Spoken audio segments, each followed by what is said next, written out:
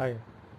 Hello mentor beautiful mind IAS का बेहद ख़ास प्रोग्राम है जिसमें हम फ्रीक्वेंटली आस्क क्वेश्चंस डिस्कस करते हैं साइकोलॉजी ऑप्शनल से रिलेटेड। वैसे स्टूडेंट जिन लोगों ने साइकोलॉजी ऑप्शनल ले रखा है और उनके मन में जो भी कन्फ्यूज़न है उनको दूर करने के लिए हमने ये प्रोग्राम शुरू किया है, जिसमें हम सीरीज़ के रूप में एक एक करके क्वेश्चंस का आंसर करेंगे। आज हम जिस क्वेश्चंस के बारे में बात करने जा रहे हैं उसका वो क्वेश्चन है जैसे one students right that I have finished basic reading and but when I try to answer questions then I am not able to do that. I am not able to think of the framework, the right content, so I find myself terribly helpless. So why is this so and what should I do?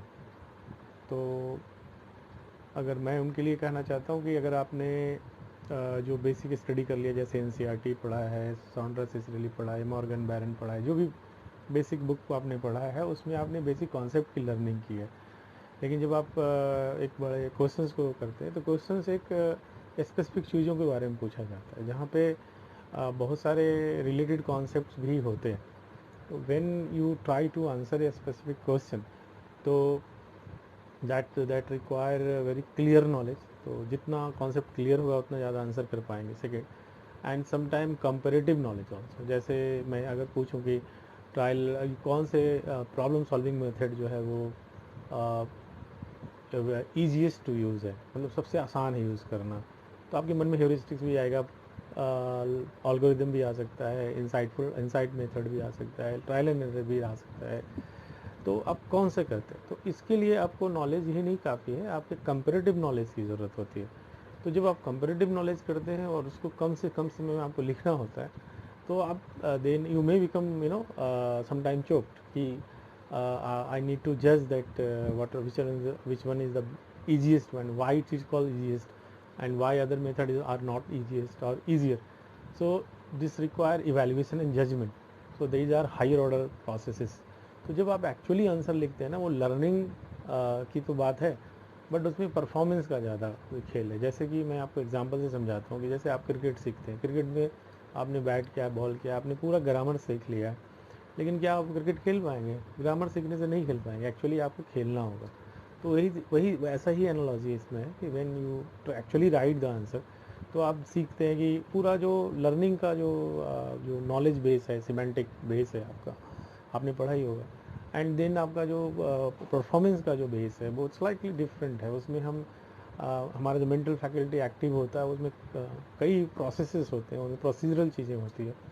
तो जब हम करते हैं तो वो activate होता है। तो हमारा नॉलेज तो चाहिए ही, लेकिन knowledge how they should be put in to practice, why how they should be use at appropriate place. तो वो चीज़ जब आता है जब हम एक्चुअली करना शुरू कर देते हैं। तो ये कन्फ्यूज़न में नहीं होना चाहिए कि आपने पढ़ा ही नहीं, ऐसा नहीं है, आपने पढ़ा है और ठीक पढ़ा होगा, मैं नहीं कर रहा हूँ। और ये सबके साथ प्रॉब्लम होता है, मेरे साथ भी ऐसा था। शुरुआत में मुझे भी ऐसा लगता था कि मैं आंसर स्लो लिखता हूँ, फिर धीरे धीरे करते करते तो प्रैक्टिस जब आप करेंगे ना तो वो आपको धीरे धीरे परफेक्ट बनाएगा। आप कभी नहीं सोचे कि कोई भी जो परफॉर्मर बना कोई एक दो बार में नहीं हो, इसलिए कोई टेस्ट सीरीज ज्वाइन करते हैं, कोई क्लासेस में आंसर लिखते हैं। जैसे हमारी क्लासेस में इंटीग्रल पार्ट होता है आंसर लिखने का, या हम टेस्ट सीरीज करवाते क्यों करवाते हैं? उसमें कि आंसर लिखने से फीडबैक मिलता है, देन आप समझ पाते हो कि हमने उस मोमेंट पे जो सीखा था वो कितना सही था। तो अगर आप इस तरीके से अप्रोच करेंगे तो it will take some time, जैसे 5 महीने 4 महीने लगेंगे टाइम, लेकिन धीरे धीरे आपको वो आंसर लिखने का स्किल आ जाएगा। एंड वन सरप्राइजिंग थिंग कि अगर आप साइकोलॉजी में आंसर फ्रेम करना सीख गए तो that will help in other GS also and vice and versa.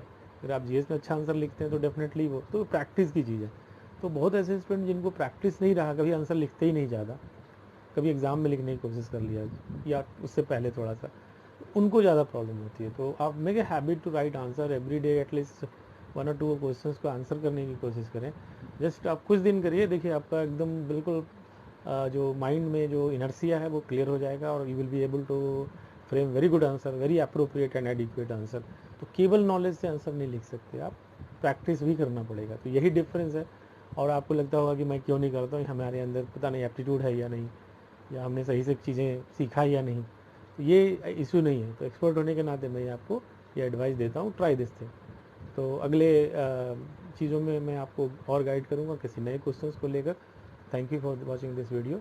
Beautiful mind IAS एक साइकोलॉजी का स्पेशलाइज्ड इंस्टीट्यूट है जिसमें हम सिविल सर्विस एग्जामिनेशन के लिए कॉम्प्रिहेंसिव गाइडेंस करते हैं। हम आपको प्रैक्टिस सीरीज देते हैं, टेस्ट सीरीज देते हैं, क्लासेस देते हैं। तो किसी भी लेवल पे आपको ज़रूरत हो तो आप हमसे हेल्प ले सकते हैं। और अगर आपको कुछ स्पेसिफिक ऐसे क्वेश्चन पूछना है तो इस कमेंट बॉक्स में जाइए और अपना क्वेश्चंस को लिखिए। मैं डेफिनेटली उसको लेकर कुछ आंसर करने की कोशिश करूँगा। Thank you for